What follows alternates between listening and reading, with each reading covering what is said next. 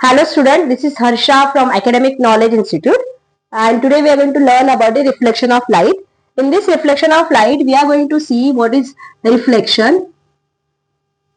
Then we are going to see the types of reflection में first आएगा regular reflection, then उसके बाद आएगा irregular reflection. Okay, so first we will complete this and then we will go ahead. So what is reflection? आपको क्या लगता है? जैसे आप मुझे देख पा रहे हो, कैसे देख पा रहे हो? रिफ्लेक्शन की वजह से, हाँ, आपकी आंखों की वजह से, आपकी आंखों में मेरी जो इमेज हो रही है वो कैसे रिफ्लेक्शन से क्रिएट हो रही है? क्या इमेजिनरी है? हाँ, आप मुझे ऐसे इमेजिन करो क्या ओके मैम ऐसे दिख रही है, सर ऐसे दिख रहे हैं, नहीं, आपको क्या हो रहा है कि जो लाइट मेरे पे आ रही है, जैसे ये लाइट है, ये लाइट है, जो मेरे पे आ रही है वो रिफ्लेक्ट हो रही है और उसका आपके रेटिना के ऊपर एक इमेज बन रहा है. हाँ, understood? Okay, so that is a reflection. But ये रिफ्लेक्शन के दो टाइप है. One is regular reflection and another one is irregular reflection. Regular reflection क्या होता है कि जहां पे एक प्लेन सरफेस है. कौन सा सरफेस है? प्लेन. आप उसको प्लेन सरफेस बोल लीजिए या फिर प्लेन मिरर बोल लीजिए. यहाँ पे जो लाइट होती है वो एग्जैक्टली रिफ्लेक्ट होती है. That is a regular reflection. तो इसमें क्या होता है कि जैसे ये वाला जो एक रे है, व्हाट इज दिस रे कॉल्ड? राइट. एंड ये जो है इसको क्या बोलते हैं? राइट. और ये क्या है? Reflected ray. राइट. ये जो इंसिडेंट रे है, मतलब ये लाइट बाहर से आ रही है, ये इस मिरर पे इंसिडेंट हुई. इंसिडेंट हुई मतलब गिरी. इसके लिए उसको क्या बोलेंगे हम लोग? Incident ray. Incident ray. और ये क्या है? ये एंगल ऑफ इंसिडेंट. ठीक है. ये जो नॉर्मल है ये क्या है? इमेजिनरी लाइट है. ठीक है. और ये क्या होती है? परपेंडिकुलर होती है. किसको परपेंडिकुलर होती है? इस सरफेस को परपेंडिकुलर होती है, प्लेन मिरर को. राइट. एंड देन उसके बाद ये जो है ये क्या है? रिफ्लेक्शन. ये क्या है? Angle of reflection. और ये क्या है? ये रिफ्लेक्टेड रे. ये क्या है? Reflected ray. समझ में? अंडरस्टूड? तो यहाँ पे क्या होता है कि इंसिडेंट रे, रिफ्लेक्टेड रे है.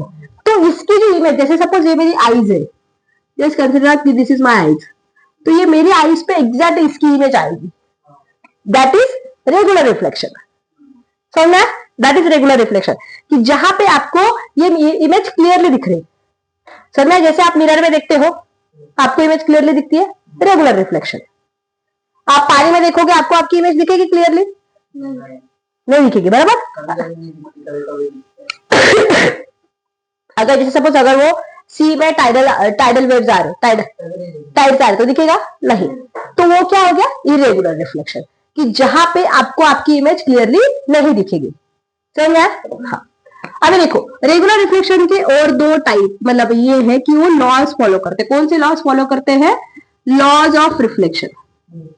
समझा? ये क्या करते हैं? Laws of reflection. मतलब इसके दो है, दो लॉज है.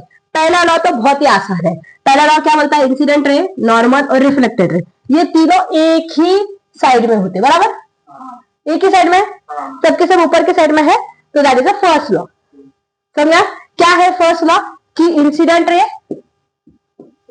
रे, फिर उसके बाद रिफ्लेक्टेड रे एंड नॉर्मल. ये क्या है? All are in the same plane. ये क्या है? सारे के सारे एक ही प्लेन में है. समझ में? हाँ, एक ही साइड में है. देन उसके बाद यहाँ पे सेकेंड लॉ क्या है कि angle of incidence I is equal to R angle of reflection. मतलब अगर ये I अगर 30 डिग्री है तो ये भी कितना रहेगा? R. राइट. तो ये भी कितना रहेगा? 30 डिग्री. समझ में? अंडरस्टूड?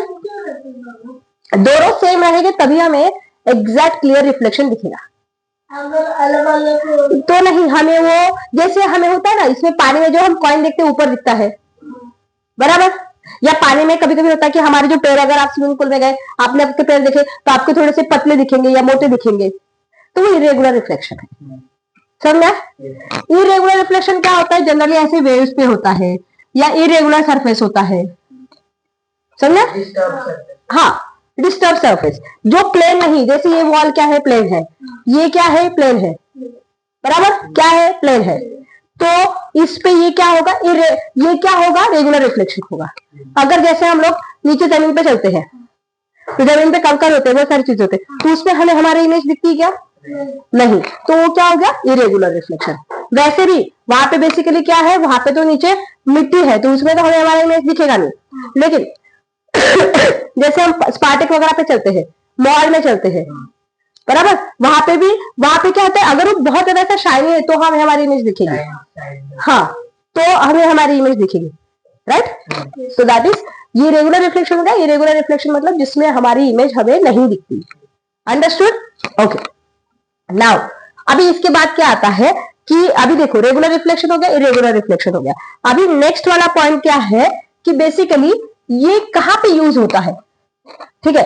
आपने पेरिस्कोप का नाम सुना है, कैलेडोस्कोप का नाम सुना है, ओके। अभी मैं आपको वही बताने जा रही हूँ कि जैसे पुराने जमाने में क्या होता था कि थिएटर वगैरह नहीं होते थे, या फिर हर किसी के पास मोबाइल नहीं होता था, या टीवी नहीं होता था, तो उसमें क्या है ना, कैलेडोस्कोप जो है वो ऐसा बाहर से ऐसे सर्कुलर दिखता है, ठीक है, ऐसा बाहर से सर्कुलर दिखता है, लेकिन अंदर से ना ऐसा ट्रायंगुलर होता है ऐसे, और इसमें है ना उसके हर एक साइज पे अलग अलग इमेजेस होते हैं।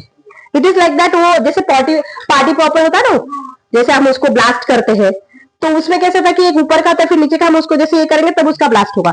तो इसमें क्या होता है कि अंदर का सर्कुलर है और ये जो नीचे होता है इसको जैसे इमेजिन करो कि नीचे के साइड में, ठीक है, तो ये कैसे होता है ना कि इसको ऐसे रोटेट करते हैं और ये एक साइड में ऐसी इमेज देखते हैं, तो वो वहां पे क्या होता है, अलग अलग पैटर्न क्रिएट होते हैं।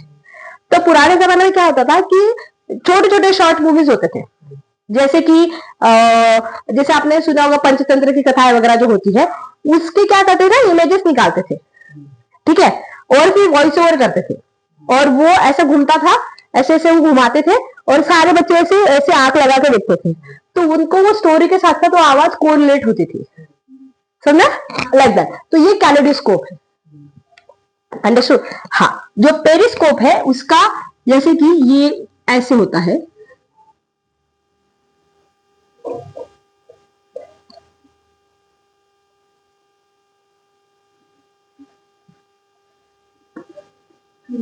ओके। तो यहाँ पे क्या होता है ना कि ये पेरिस्कोप, देखो कैलेडोस्कोप में और पेरिस्कोप में सबसे बड़ा डिफरेंस क्या है कि यहाँ पे ये जो मिरर होता है ना, ये मिरर है, ठीक है, ये जो मिरर है, ये जो मिरर है ये 45 डिग्री पे होता है। कितने डिग्री पे होता है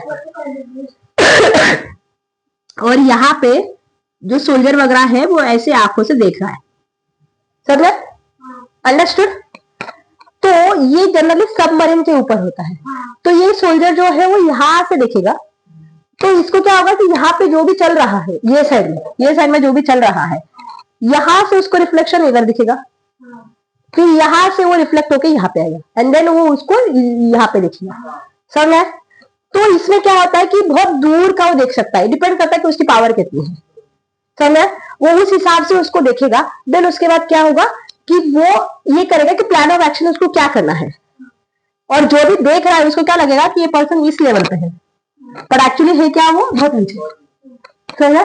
तो अगर कोई उसको शूट भी करता है तो उसको गोली नहीं लगेगी, अंडरस्टूड। तो ये पेरिस्कोप का यूज है जो मरीन में यूज किया जाता है, अंडरस्टूड, ओके।